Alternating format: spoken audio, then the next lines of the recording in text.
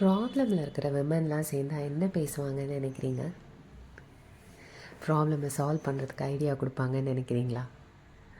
கண்டிப்பாக கிடையாது.